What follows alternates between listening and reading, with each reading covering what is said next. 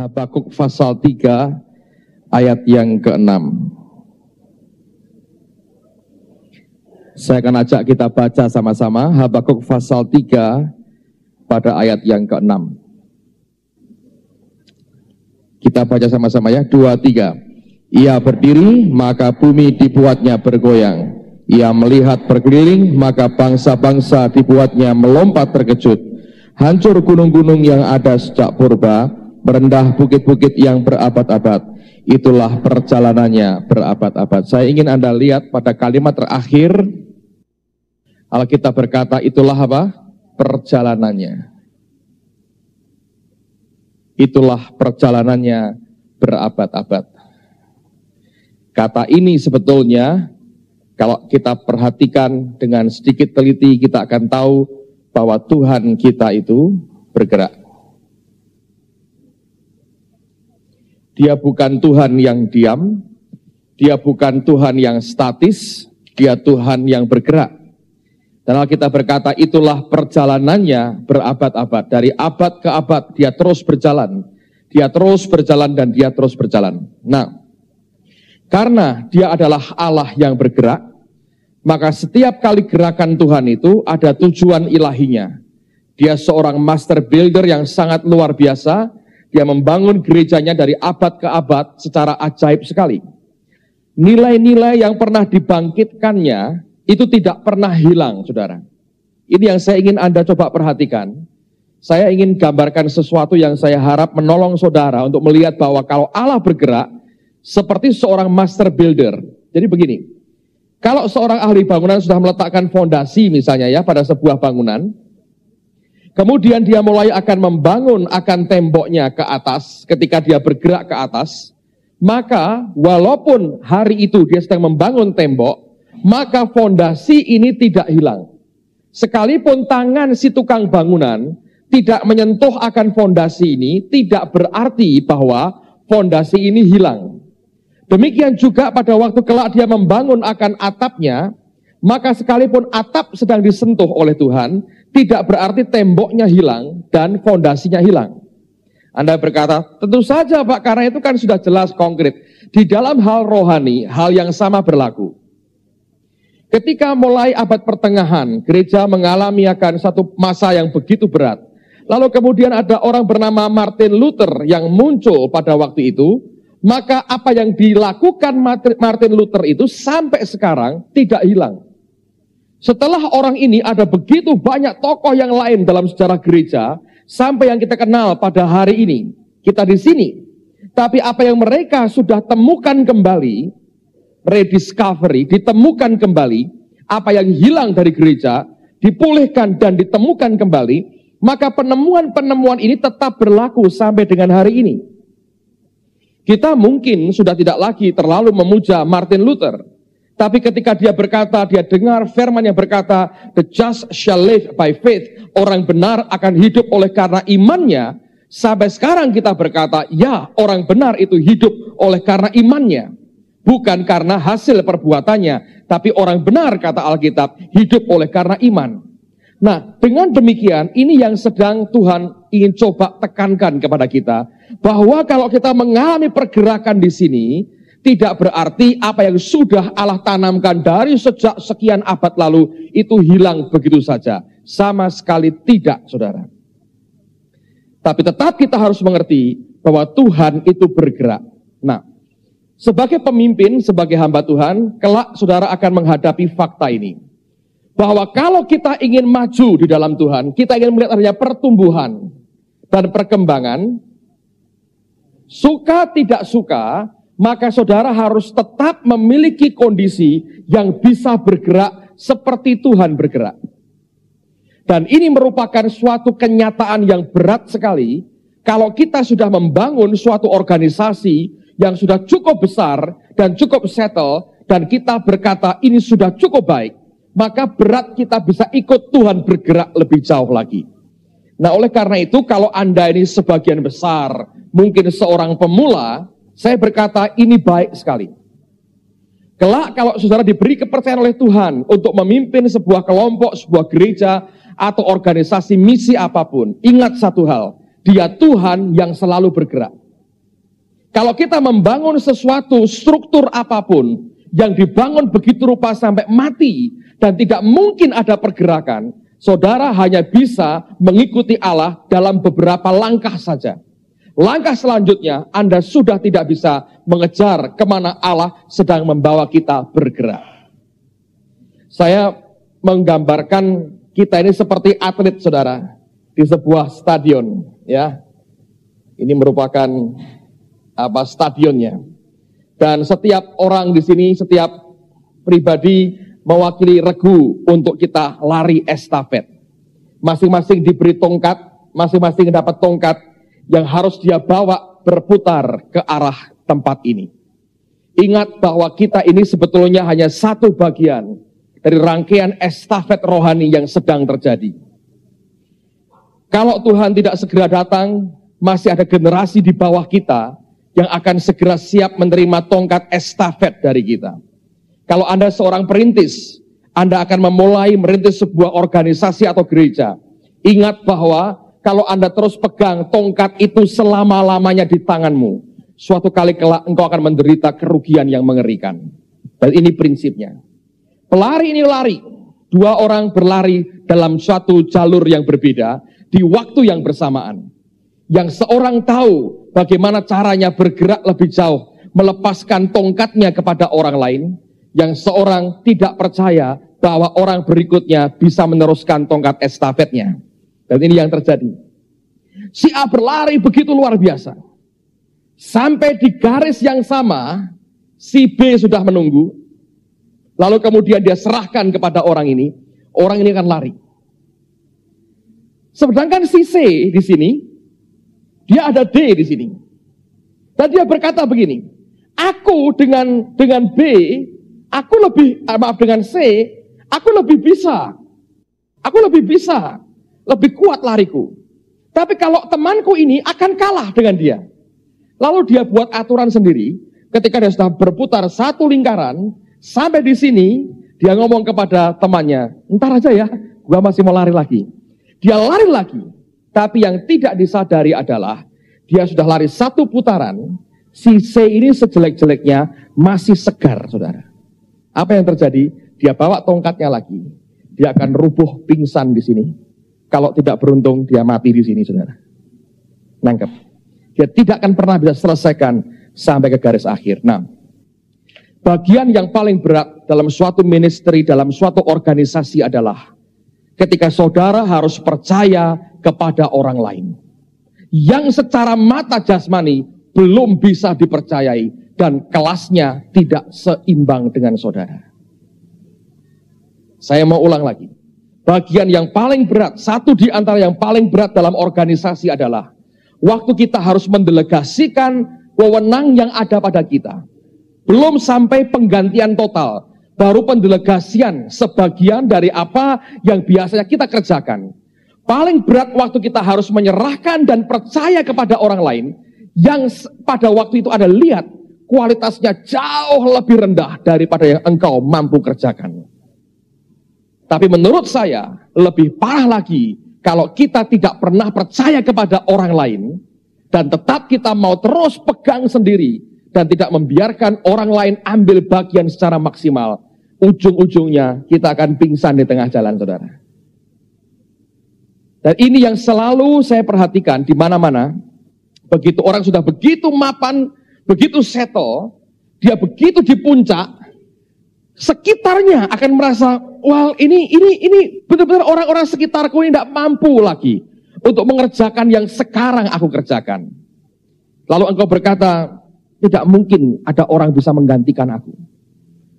Dia kualitasnya tidak seperti aku. Kalau sikap itu sudah mulai muncul, hati-hati saudara. Sebab sikap itu hanya membuat engkau berkata, aku tidak percaya dengan yang lain, kecuali dengan diriku sendiri.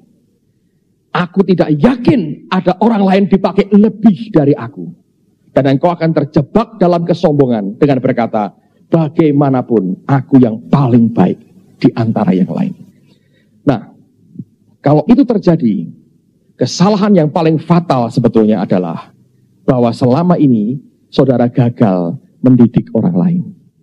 Kalau sampai tidak ada satu orang yang engkau bisa percayai secara kuat dan engkau berkata dia bisa, maka sebetulnya selama ini engkau gagal. Engkau tidak pernah memuridkan orang dengan baik. Engkau tidak pernah menyiapkan orang lain dengan baik. Dan itu gagal. Leadership seperti ini tidak akan membuat kegerakan itu bertahan lama, saudara. Makanya di banyak tempat saya perhatikan, ada orang berkata, di antara orang besar tidak terdapat orang besar lain.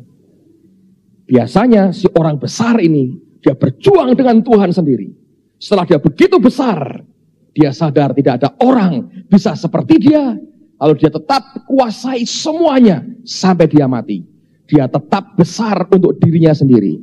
Begitu dia mati, pelan-pelan tapi pasti organisasinya goyang, runtuh, rontok, dan makin mengecil. Itu bahaya pertama. Jadi sekali lagi kalau Anda membangun struktur apapun, terutama kalau itu gereja, lebih-lebih kalau itu gereja. Dengar baik-baik, ini cara berpikir saya. Saya selalu berpikir begini, bahwa tidak selamanya saya akan pegang gereja ini. Bisa karena dipanggil Tuhan, pulang ke rumah Bapak, mati. Bisa karena Tuhan mau saya suruh pindah. Nah, siapa yang jamin bahwa saya selama-lamanya akan di gereja ini? Kalau tidak selama-lamanya, berarti akan ada orang lain. Dan orang lain itu yang paling dekat adalah mereka yang ada di sekitar saya hari ini. Jadi buat saya tidak ada pilihan lain. Kalau sungguh kita cinta Tuhan dan bukan cinta pelayanan kita sendiri. Kalau sungguh kita ingin melihat gereja Tuhan berkembang luar biasa dan bukan atau tidak melibatkan kita sekalipun, kita tidak punya pilihan lain kecuali Anda didik orang-orang sekitarmu semaksimal Anda bisa supaya mereka kelak bisa meneruskan apa yang sudah Tuhan percayakan.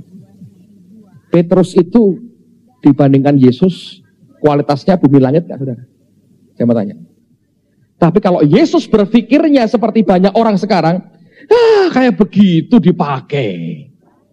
Petrus kayak begitu, Yohanes kayak begitu, enggak lah.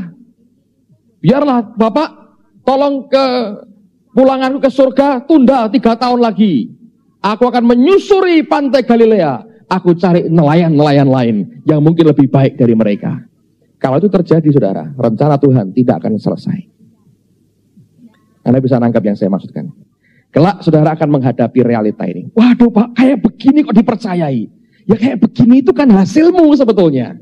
Itu kan engkau yang didik mereka. Nah kalau kayak begitu ya itu hasilmu. Makanya prihatin dong. Lalu kalau kita sudah mulai melihat itu, beri kesempatan untuk berkembang. Saudara akan melihat mereka berkembang dengan baik. Sebetulnya selama kehidupan itu kuat di tengah-tengah kita, jangan takut kalau orang lain gagal, saudara. Karena kita pun dulu orang-orang yang gagal. Orang besar memulai semua dengan gagal. Tapi mereka bangkit lagi, bangkit lagi, bangkit lagi. Dan mereka berhasil. Ingat Tuhan itu bergerak, saudara. Tuhan itu bergerak. Yang bahaya adalah begini ya. Kalau kita menjadi makin tua. Ingat omongnya Ed Cole. Dosa anak muda itu apa? Hawa nafsu.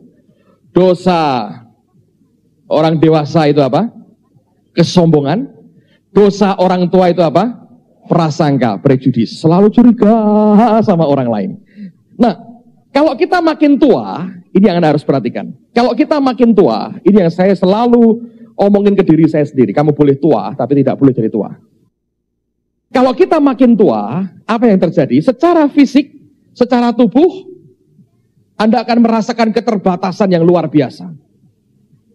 Dulu ketika SMA, nggak tidur 2 hari, nggak masalah. Sekarang kurang tidur aja, problem, saudara. Ketika usia makin bertambah. Secara tubuh, secara jiwa, suka tidak suka, ini ada perubahan.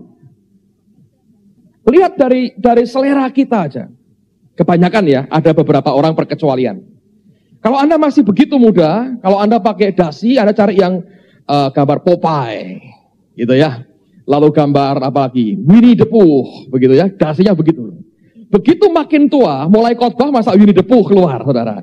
Anda mulai lain stylenya, sedikit lebih kalem, lebih soft warnanya. Semakin tua lagi, kecuali aneh ya, Saya nggak tahu, Scooby-Doo keluar mungkin saudara. Tapi makin tua dia makin soft, ya. Makin nggak terlalu aneh-aneh gitu ya.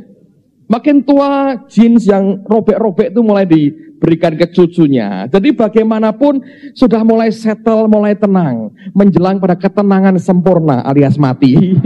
Menjelang ke situ makin tenang, makin tenang saudara.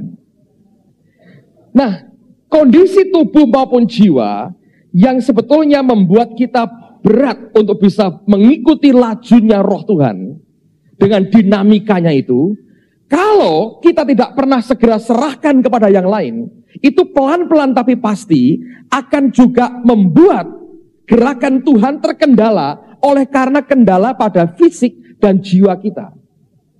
Selama Anda masih terus berkata, kamu baru 17, baru 17. Mungkin jiwamu berpikir 17, saudara. Tetapi kalau Anda makin menyadari dengan usia bertambah seperti ini, Anda makin lama akan sedikit lamban. Cara berpikir kita akan oleh karena benturan terlalu banyak, akan makin berhati-hati. Yang muda nggak ada pengalaman, sikat, jatuh bangun lagi, sikat lagi. Tapi yang tua itu lebih katanya bijaksana, walaupun sebetulnya lebih banyak takutnya sebetulnya ya. Tapi kita bungkus dengan kata, oh kami makin bijaksana. Tapi sebetulnya makin takut sebetulnya. Nah, kalau kita tidak bisa mendelegasikan kepada orang-orang sekitar kita, maka tidak akan ada darah segar di dalam organisasi itu. Anda akan tetap lamban tubuh dan jiwa oleh karena faktor usia. Rohmu harus tetap bergerak dengan Tuhan. Tapi Anda perlu diimbangi orang-orang di bawah yang dinamika jiwa dan tubuhnya lebih bebas dari orang-orang tua. Nah, kalau Anda mengerti faktor kedua ini, mau tidak mau, saudara harus didik orang sebanyak mungkin untuk membuat mereka meneruskan apa yang Tuhan sudah berikan sebagai mandat dalam kehidupan kita untuk melayani Dia. Amen, saudara. Nah, kalau ini kombinasi tua dan muda ini jadi satu, saya beritahu saudara, itu hasilnya luar biasa. Kecepatan orang-orang muda itu tidak mungkin diimbangi dengan orang tua. Nggak mungkin. Orang tua boleh sehebat apa, seurapan apa, tetap lamban saudara. Karena tuanya, fisiknya minimal. Jiwanya juga. Dia sudah terlalu banyak lihat barang yang mengecewakan, sehingga keraguan-keraguan bisa muncul, apakah ini iya atau tidak. Tapi seringkali ada hal-hal yang harus dengan cepat dikerjakan. Anda butuh orang-orang muda di sekitarmu. Kalau mereka tidak diberdayakan, dalam waktu sekian tahun lagi, habis. Nah, gereja, kesalahannya adalah, orang muda itu kebanyakan dianggap sebagai pelengkap aja. Mereka tidak diberikan porsi yang cukup untuk menentukan di dalam. Akhirnya apa? Kenapa pelengkap? Terus terang bicara, banyak orang berkata, nggak punya duit. Nggak punya uang, kolektornya kecil loh. Nggak apa-apa lah anak muda, hilang nggak apa-apa lah, hilang betul saudara. Sekitarmu hanya orang-orang tua. Kalau Anda bisa kombinasi ini terus ya, saudara akan solid. Karena itulah dalam kitab Yoel, khusus Roh Kudus berkata kepada teruna-teruna orang-orang muda, Dia akan curahkan rohnya luar biasa. Nah ini kombinasi, kalau Anda makin matang kelak, saudara, kematangan itu sedikit banyak karena faktor jiwa juga, membuat Anda tidak terlalu seagresif secepat orang muda. Gerakmu, tapi pengalamanmu, kenalmu dengan Tuhan, itu yang paling kuat, itu motornya. Tapi yang mengeksekut semuanya, yang melaksanakan itu, biarkan mereka yang di bawah kita yang masih muda, train mereka, didik mereka dengan baik. Kalau Anda bisa didik mereka, luar biasa. Kami baru praktekkan, ini sudah masuk ke bulan kedua sebetulnya. George E datang, saya suka dengan George E karena begini nih orang saudara. Kalau dia datang di gereja, dia ngelihat, dia observasi. Setelah beberapa hari, dia tanya dengan kami, ini kok begini kenapa? Ini kok begini kenapa? Ini orang kok begini kenapa? Dia bisa ngerti satu persatu, dia observasi. Oh orangmu tuh gini, kualitasnya sekian, kekuatanmu di sini. Dia ngomong detail dari observasinya dia. Ini bagusnya orang ini. Lalu kemudian, terakhir, saya tanya dengan dia, Pastor E, coba beri saya nasihat. Apa yang perlu buat kami? Terus langsung dia punya jawaban. Saudara. Dia berkata begini, coba kamu terapin apa yang pernah kami lakukan di Calvary Church di Singapura. Dulu kami pernah mencapai 5.000 dan ternyata itu bagus karena kami membuka pintu depan lebar, pintu belakang kami tutup. Jadi jangan sampai banyak yang masuk, banyak yang keluar. Nah, nutupnya pakai apa? Dia berkata, nutupnya pakai teaching, pakai pengajaran. Didik mereka dalam firman supaya mereka makan firman yang kuat, tidak gampang kabur karena murtad. Kalau cuma pindah gereja lain itu lebih mending, saudara. Tapi kalau murtad itu mengerikan. Didik dalam firman supaya mereka solid. Terus dia ngajari begini. Jangan berikan firman yang muluk-muluk. Berikan topik pengajaran yang sesuai untuk penerapan mereka sehari-hari. Dan waktu dengar begitu, kami cepat kerja, saudara. Dan saya berkata, waduh, kita nggak punya cukup pengajar. Saya pikir begitu. Ternyata diumumkan dalam jemaat, responnya begitu antusias, ratusan yang daftar, saudara. Dan kemudian mau tidak mau, akhirnya dibagi dalam 12 kelas pagi dan sore. Dari 12 kelas itu saya hanya ngajar sekali. Berarti saya punya 11 yang lain, yang saya paksa ngajar. Dan ternyata, saudara, memang luar biasa. Pada waktu mereka mulai mengajar, saya lihat respon dari jemaat. Saya dengarkan juga, saudara, saya nguping mereka ketika saya ngajar. Diam-diam saya nguping di ruang sebelahnya. Saya ingin ngerti apa yang mereka omongin. Dan ternyata sepanjang yang kami tangkap sekarang, mereka berkata, ini luar biasa. Setelah 4 kali lewat, akhirnya masuk dalam kelas-kelas yang lebih per topik. Dasarnya diberi lagi, lalu kemudian diberi per topik. Ada topik keluarga, topik keuangan, lalu ada love, sex, and dating, lalu hal-hal yang membingungkan dalam Alkitab. Ini kelompok bingung, saudara. Ada yang kritis-kritis. Itu Kain istrinya siapa? Ada, ya toh? Adam umurnya berapa? Dinosaurus itu apa? Ada orang yang tanyanya macam-macam. Ini kelompok bingung, ada 2 kelas saya beri. Dan ada yang daftar. Kelompok bingung, pokoknya datang bingung. Gurunya ikut bingung, saudara. Tapi diajar 8 kali. Saya lihat bagus, bagus. Teman-teman yang tidak biasa, tidak pernah saya dengar ngajar. Begitu diberi kesempatan, kamu ngajar. Waduh, belajar luar biasa. Saya lihat itu semua belajar, sembahyang belajar. Tuhan, aku mesti ngajar apa? Karena tiap topik tidak gampang. 8 kali. Dan saya diberi nasihat sama George E. misalnya. Jangan kamu yang buatkan materinya.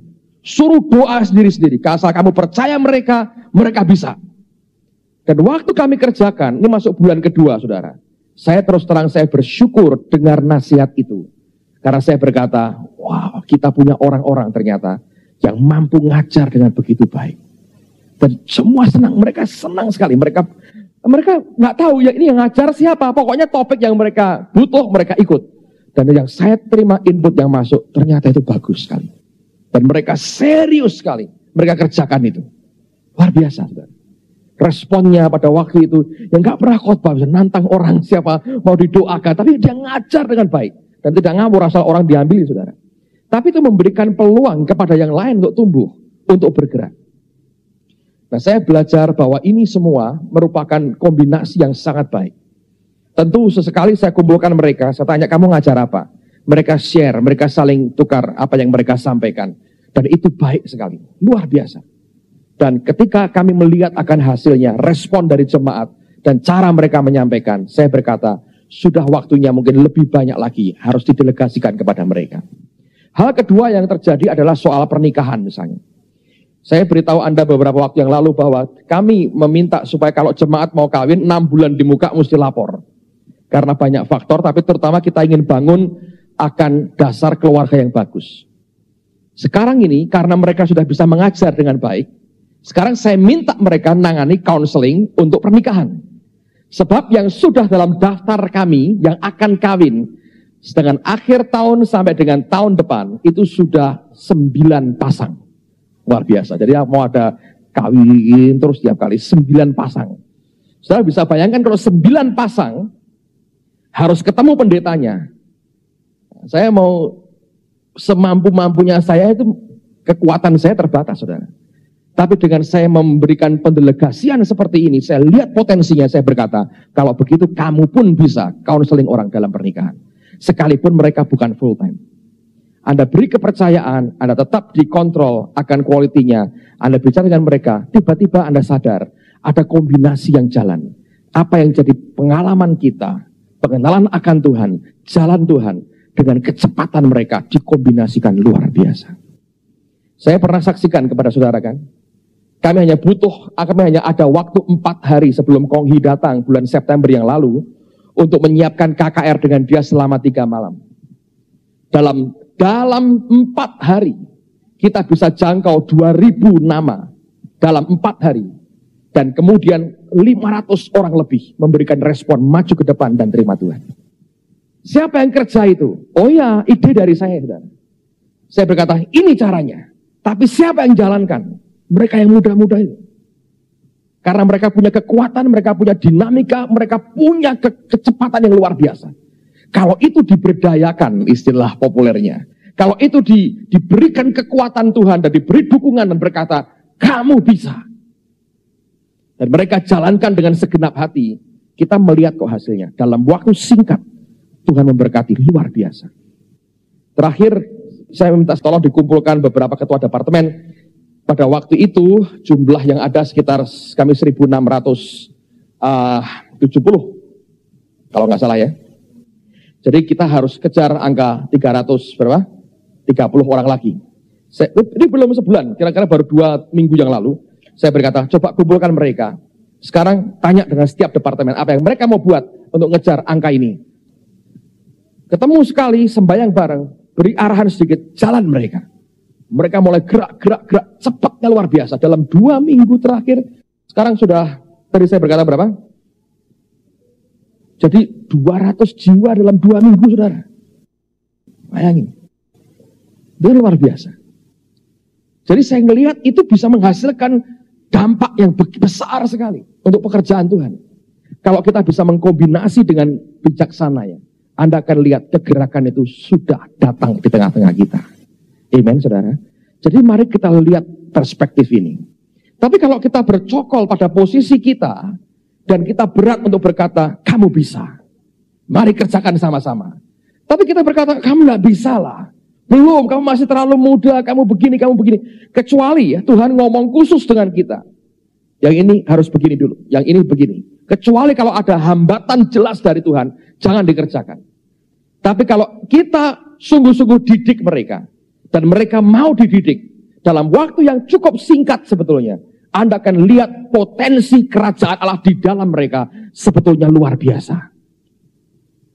Tinggal bagaimana peran kita mengizinkan mereka tumbuh atau tidak. Ingat bahwa Allah itu adalah Allah yang bergerak. Ini merupakan bagian dari perjalanannya. Nah, hal yang ketiga yang saya mau sampaikan ini, saudara. Kalau pemimpinnya tidak membuat suatu struktur yang memungkinkan terjadinya pengembangan, ini yang Phil Pringle sampaikan sebagai nasihat. Dan saya senang dengan nasihat ini karena ini mengingatkan kita senantiasa. Coba Anda dengar baik-baik. Karena ini kelak akan jadi masalah, saudara. Seorang pemimpin, si A misalnya, dia punya kapasitas pribadi, dia bisa gembalakan katakanlah 1.000 jemaat, 1.000 orang. Dengan tim yang lousy, dengan tim yang brengsek, dengan tim yang kacau balau. Kekuatan dia satu, dia bisa 1.000 orang. Oke. Lalu kemudian ada beberapa faktor tambahan dalam prosesnya, sehingga jemaat ini berkembang jadi 4.000 misalnya. Kalau orang ini tidak segera membangun struktur yang bisa menopang 4.000 ini, dan dia bertahan dengan konsep lamanya, dan sebetulnya ada faktor-faktor plus lain yang membuat jadi naik 4.000. Faktor plus itu apa misalnya? Oh mudah. Kalau ada huru-hara misalnya. Gereja langsung penuh. Itu bukan karena kehebatan orang ini, bukan. Huru-hara menggiring orang ke gereja. Ini kan bukan faktor kehebatan si A, tapi faktor plus. Atau di gerejamu ada penampakan Yesus, misalnya. Yesus tangannya melambai-lambai 3 hari misalnya ya di gereja begitu. Oh, ini ribuan orang akan berziarah ke gerejamu sambil melambai-lambai tangan juga kepada Yesus. Ini kan faktor plus. Atau Tiba-tiba Anda terpaksa mendoakan orang mati. Dan tanpa sengaja bangkit misalnya. Iman belum nyampe, anugerah Tuhan bangkit.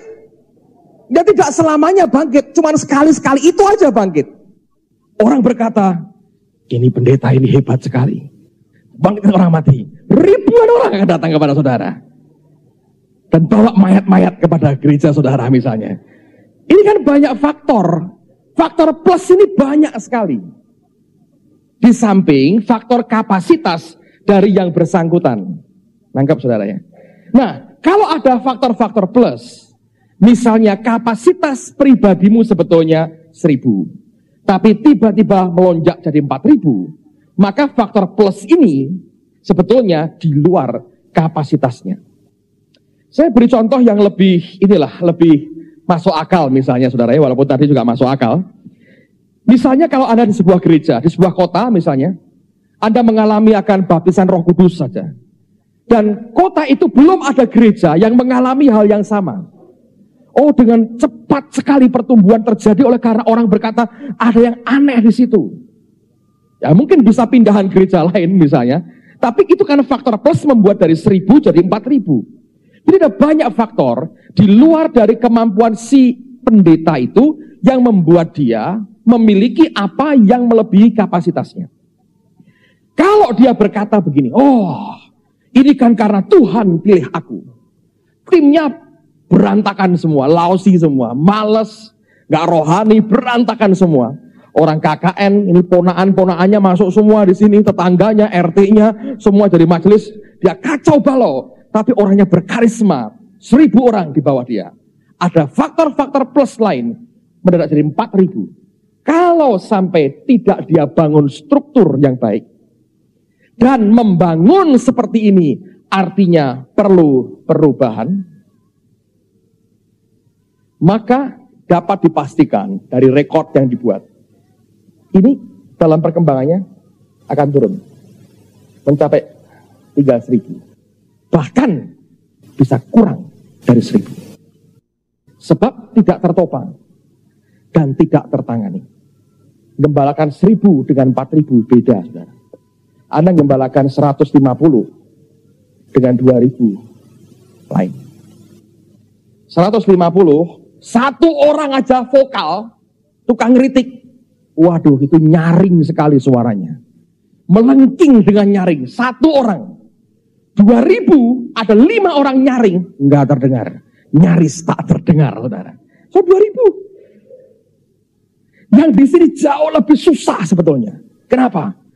Personal sekali. Kalau di sini, kita lihat kepala aja.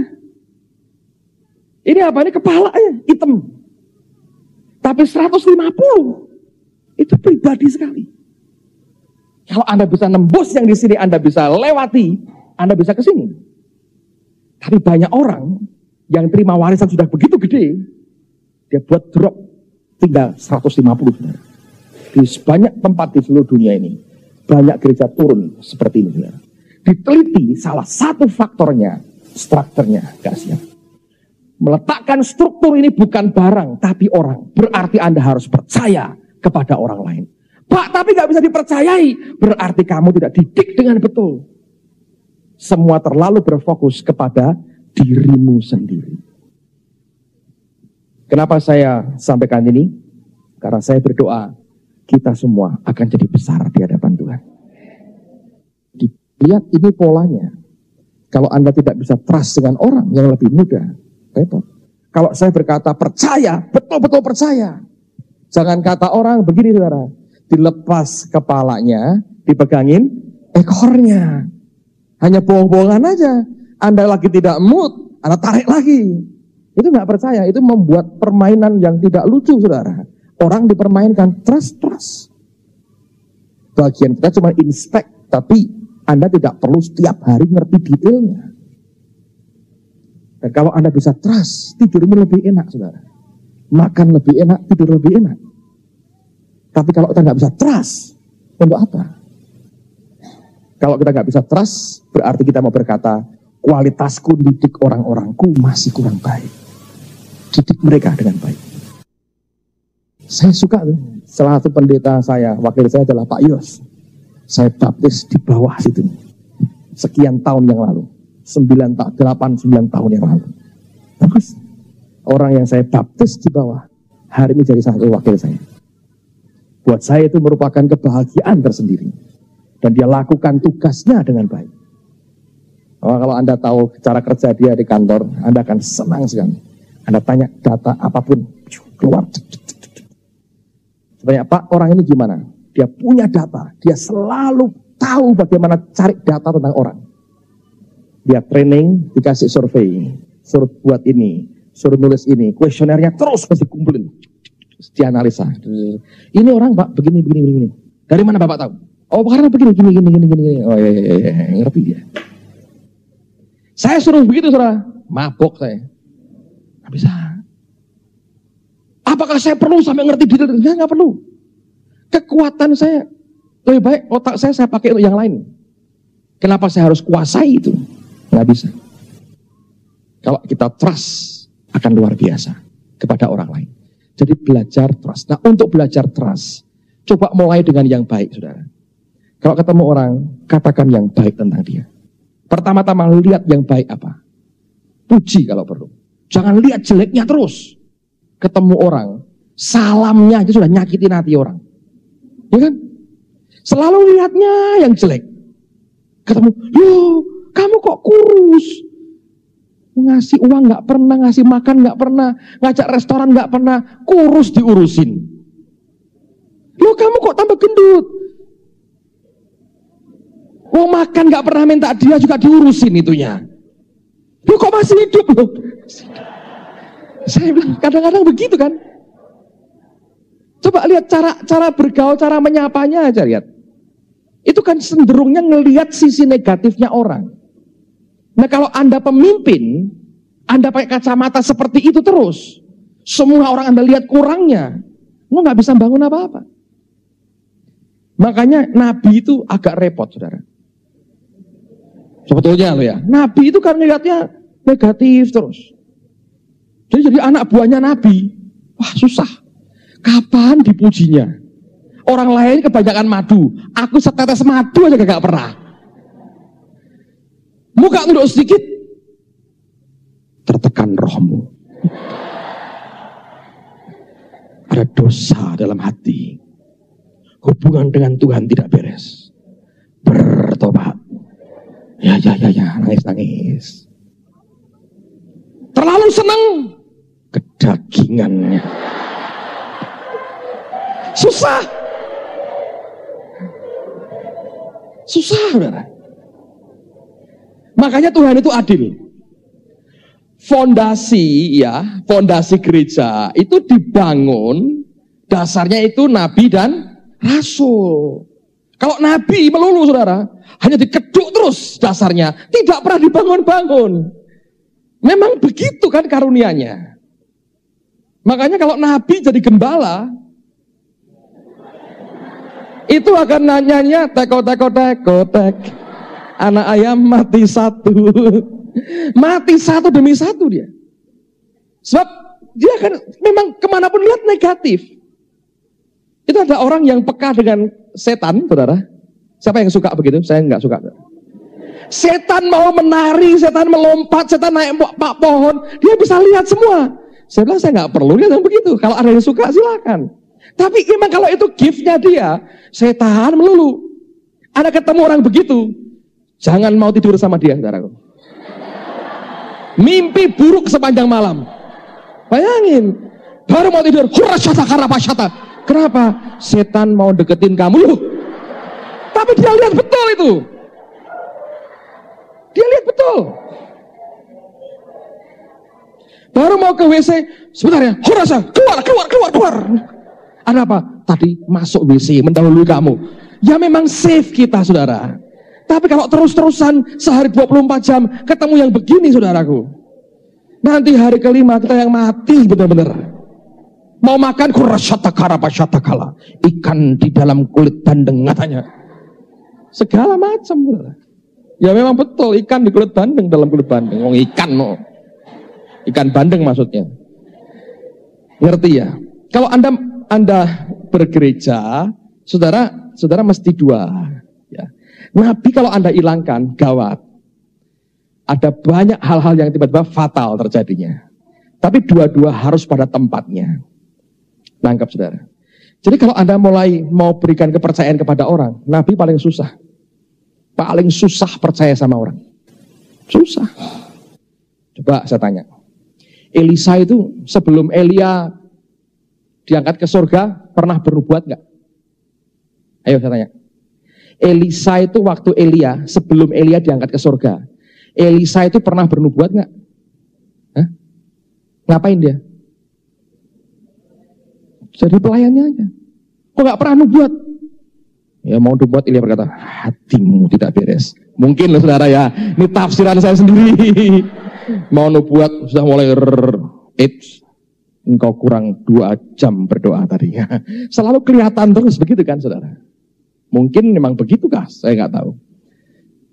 Tapi berbahagialah kita kalau bisa melihat yang baik, tapi juga bisa peka dengan dosa. Amen saudara. Hanya satu saja cukup gawat saudara. Lihat yang baik semua Anda ketipu habis sama orang saudara. Tapi lihat yang buruk terus Anda frustrasi. Ini semua kok jelek semua. Coba bayangin kalau Anda bisa melihat setan, ini kok semua setan semua. Kapan senengnya gitu loh saudara. Setan terus yang dilihat. Tapi kalau Anda ngelihat tanpa ngelihat itu, Anda lihat semua yang positif, semua bagus semua. Anda berkata hebat. Anda tertipu. Karena seringkali yang hebat-hebat itu nggak hebat apa-apa, bohong dalamnya. Jadi Tuhan memberikan kombinasi yang bagus. Tapi sebagai pemimpin, Anda harus berani taruhkan orang. Kalau Anda berkata, aku didik mereka, the best, terbaik yang aku bisa, aku didik mereka. Lakukan, saudara. Anda akan gerak dengan cepat sekali. Buat kombinasi dalam leadership saudara, supaya ini jadi kekuatan yang luar biasa. Amen. Saya akan tambah sedikit saja.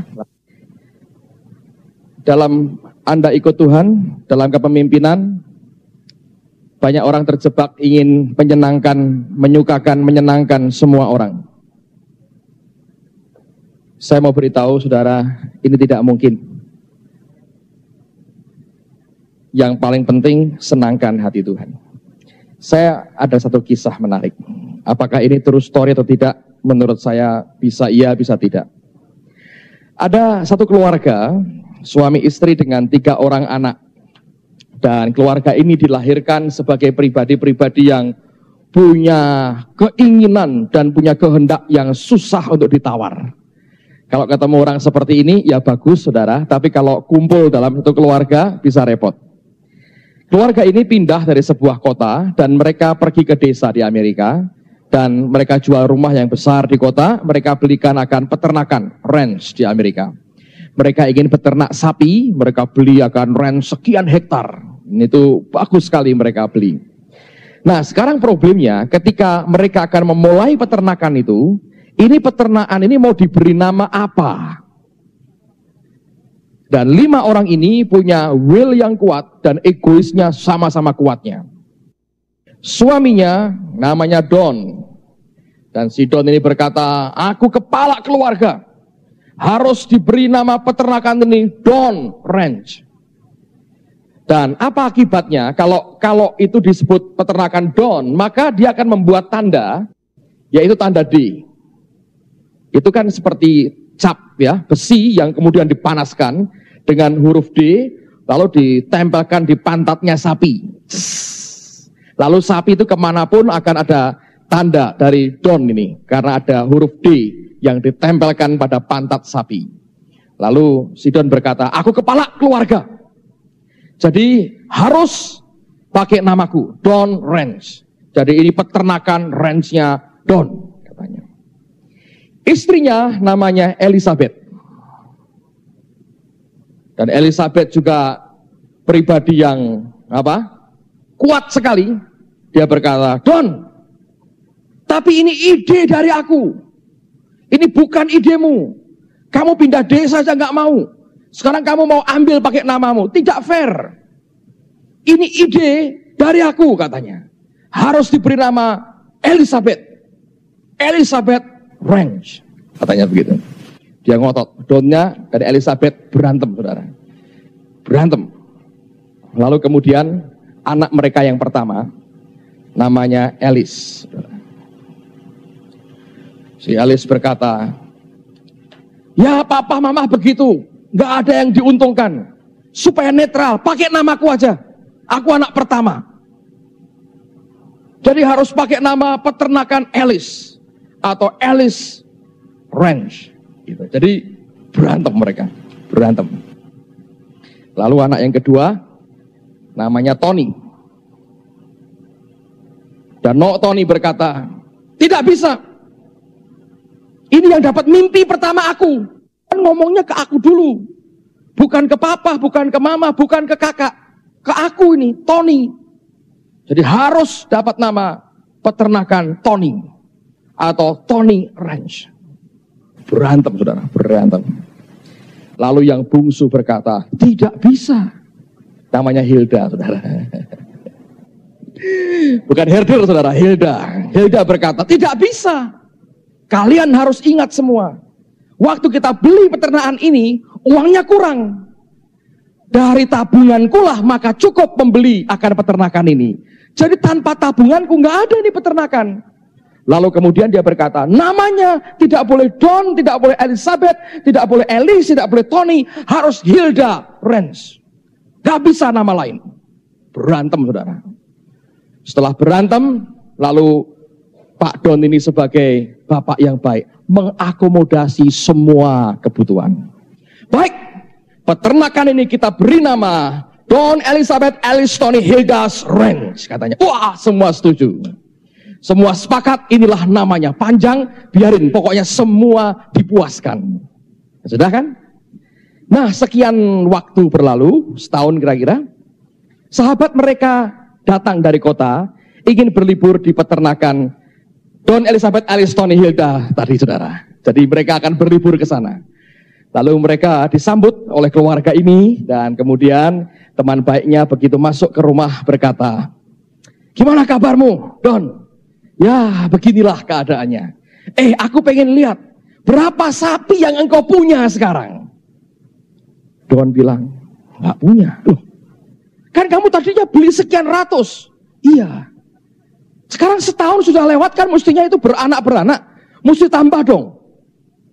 Apa kena penyakit? Enggak kena penyakit. Dicuri orang enggak juga. Kabur tidak juga. Mati mendadak tidak juga. Kenapa? Ya, pada waktu kami memutuskan bahwa namanya adalah ini, Don, Elizabeth, Alice, Tony, Hilda. Akhirnya setelah kami beri tanda, semua sapi kami mati. Sebab bukan dicap cuman D, tapi capnya begini, jadi panjang. Musuhnya kan lingkaran ada D, ya kan saudara? Ini mereka enggak, manjang begini saudara. Jadi D, E, A, T, dead. Ini dicap di pantat, mati sapinya langsung. Barbecue jadinya saudara.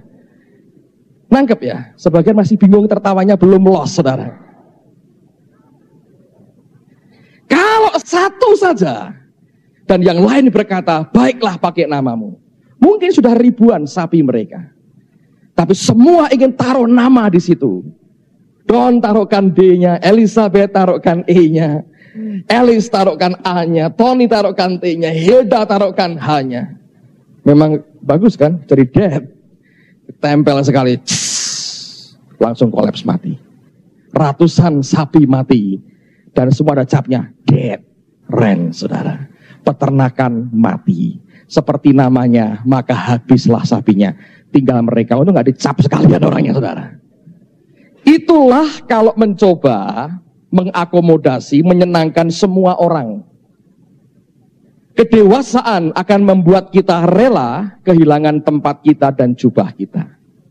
Jadi jangan coba, saudara, untuk kita selalu ingin bahwa harus ada namaku di situ. Pengakuan dari manusia tidak terlalu penting. Bagi beberapa hal mungkin penting, tapi tidak pernah pengakuan manusia membuat kita di hadapan Tuhan lebih dipromosikan atau tidak. Saya mau katakan pengakuan di depan manusia baik kalau mereka memberikannya, kalau tidak, tidak masalah.